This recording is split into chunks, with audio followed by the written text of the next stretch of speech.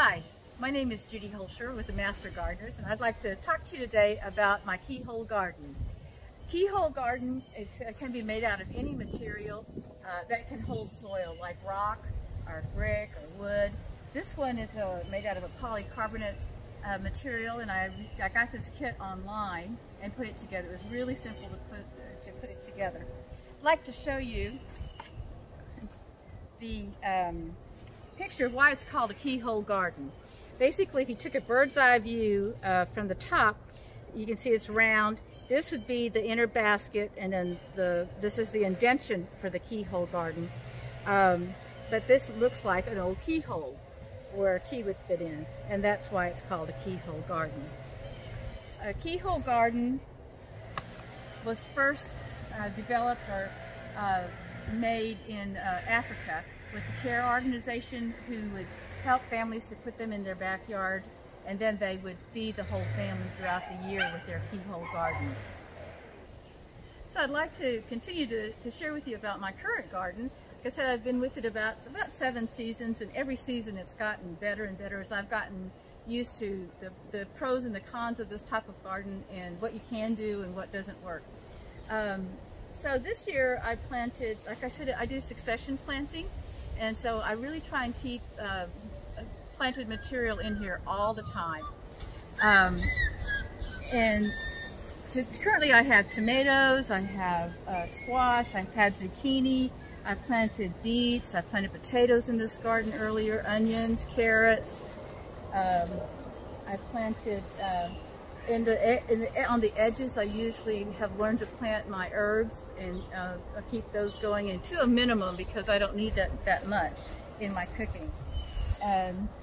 So I planted lots of different things in this garden. I've also tried okra. Okra didn't produce. I've tried cantaloupe and watermelon, and the vines as they trail over the keyhole garden, I think the fruit gets too heavy and it breaks them off. So I haven't been able to really cultivate for watermelon and cantaloupe. I'm still working on that, so we'll see if I can get that going. I want to share with you a little bit about composting.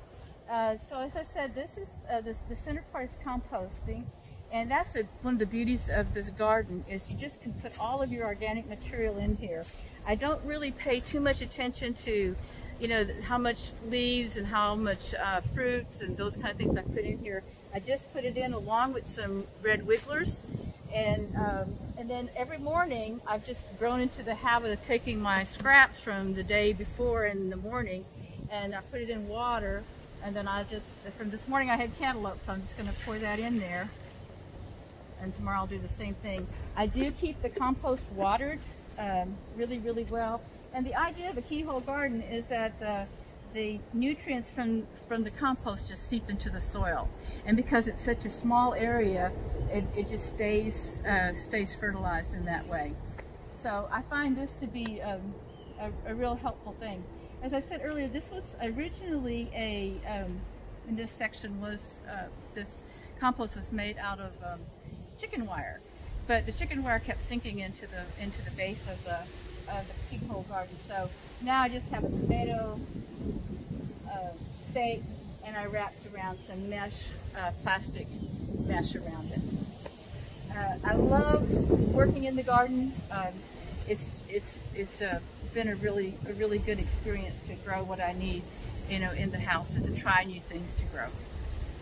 There are lots and lots of pros to having such a garden as this. I think the main one is, or one of the main ones is that it's high off the ground, and I don't have to get on my knees or, you know, or those kinds of things to plant the garden, to harvest the fruit in the garden. I just stand up. Basically, I move into the center part, and I can work almost the whole garden, especially on the sides. So that is one of the main benefits. Another one is pros is I really use this compost basket a lot. So I put all of my compost materials from the house, from my meals, you know, anything organic I put in here. So it's a way to use compost materials. The other thing is that the more full this garden is, it's not so full right now because I did harvested some of the peppers and the zucchini plant I took out the other day. But the more full it is, the less water it takes. The more dense I keep the garden, the less water it takes, which is a real benefit.